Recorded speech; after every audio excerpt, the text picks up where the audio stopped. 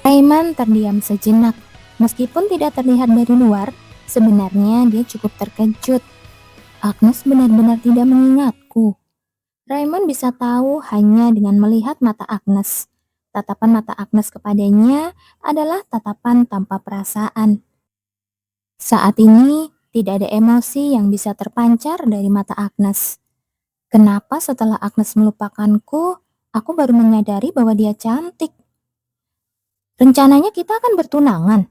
Padahal belakangan ini, saya dengar dari orang-orang di sekitar saya bahwa hubungan saya dan Anda tidak baik.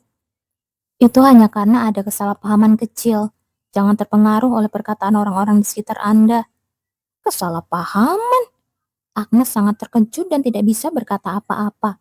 Beberapa hari yang lalu dia muncul entah dari mana dan mengintip ke kamarnya. Agnes menyipitkan matanya dan menatapnya dengan tenang sebelum bertanya. Sir, beberapa hari yang lalu kita sempat bertatapan saat Anda berdiri di luar jendela kamar saya, kan? Sebenarnya kenapa Anda mengawasi kamar saya? Apa Anda sadar Anda tidak bisa berdalih apa-apa kalau tertangkap? Saya datang hanya karena saya khawatir dengan keselamatan Anda. Saya memiliki kewajiban untuk melindungi keluarga kerajaan, dan keamanan istana adalah sebagian dari tugas saya. Karena itu saya mohon pengertian Anda. Jawaban itu keluar dengan sangat lancar.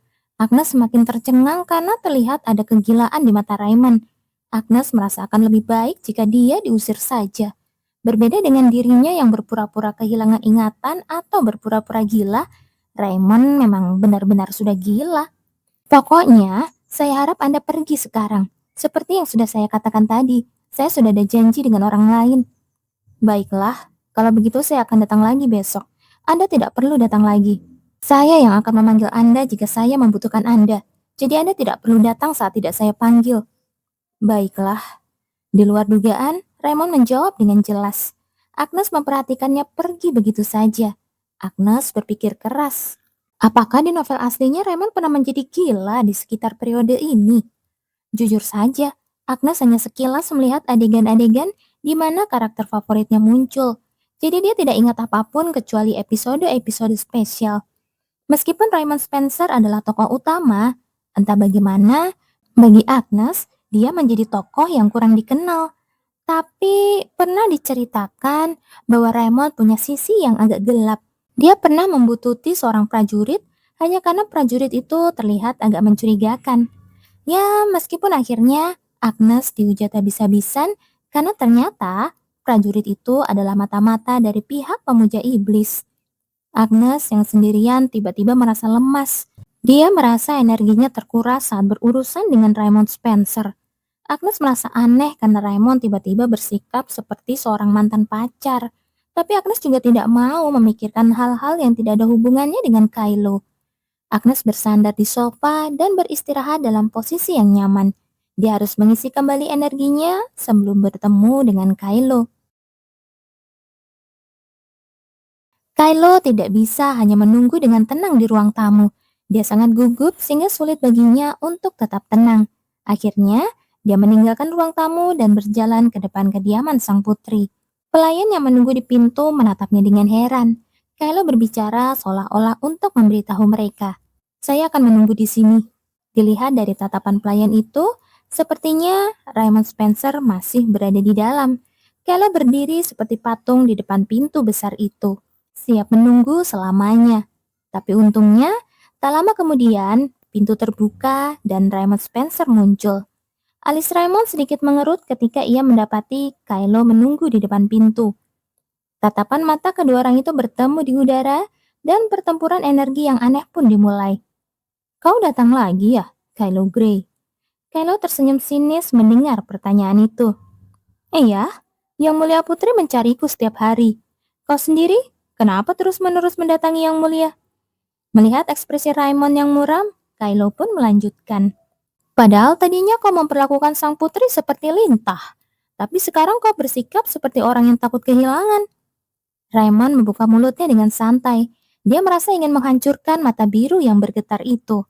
Kylo Grey, sepertinya kau salah paham akan satu hal. Jangan salah mengira bahwa Yang Mulia mencarimu dengan alasan yang sama seperti Yang Mulia mengejar-ngejar aku. Tentu saja, Kau yang paling tahu bahwa itu mustahil, kan? Tidak mungkin Kylo tidak menyadarinya. Kylo mengepalkan tinjunya dengan keras. Otot rahangnya yang tertutup berkedut. Rasa malu yang mendalam menyelimutinya hingga seluruh tubuhnya terasa panas. Dia juga sudah memperingatkan dirinya sendiri untuk tidak membayangkan hal mustahil seperti itu. Tapi sikap meremehkan Raymond sulit untuk ditanggung. Kylo berbicara sambil menatapnya dengan kesal.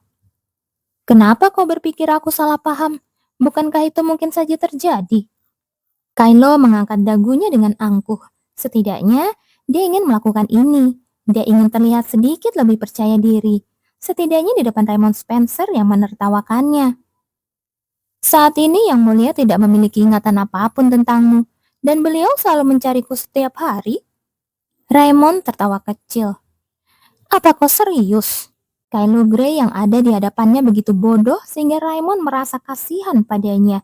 Kylo Grey semakin menggertakkan giginya mendengar ejekan itu. Kenapa? Kau takut aku akan menggoda Yang Mulia Putri? Kylo tidak sudi melihat Putri kembali jatuh cinta pada bedebah ini. Raymond Spencer menghela nafas karena provokasi yang terus berlanjut. Dia membenci orang-orang bodoh yang terus berjuang dalam pertempuran yang tidak mungkin dimenangkan.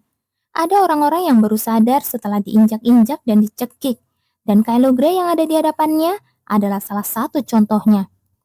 Apa kau pikir Yang Mulia akan menyukai orang sepertimu? Rupanya kau tidak tahu diri ya. Tatapan mata kedua orang yang saling melotot itu begitu ganas, sehingga sang pelayan menjadi gelisah. Dia bahkan tidak bisa menghentikan mereka.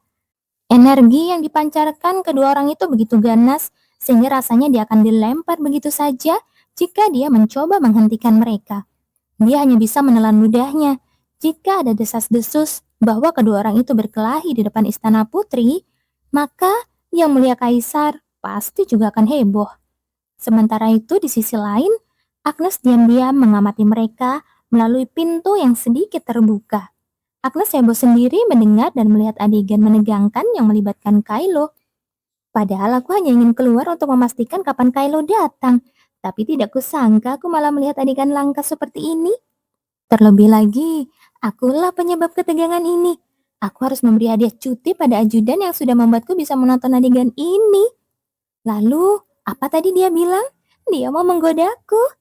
Rasanya aku ingin langsung mendatanginya dan bertanya bagaimana dia akan menggodaku. Sang pelayan yang berdiri di antara dua orang yang saling menatap tajam seolah-olah akan saling membunuh merasa terkejut. Itu karena dia menemukan seseorang di antara Kylo dan Raymond. Itu adalah Putri Agnes, dengan hanya satu mata yang terlihat melalui pintu tebalnya. Raymond dan Kylo yang baru menyadari saat itu bahwa sang putri sedang memperhatikan, menoleh ke arah tersebut. Dan orang yang paling terkejut dalam situasi ini adalah Kylo Grey, dan dia hanya bisa berdiri membeku di tempatnya.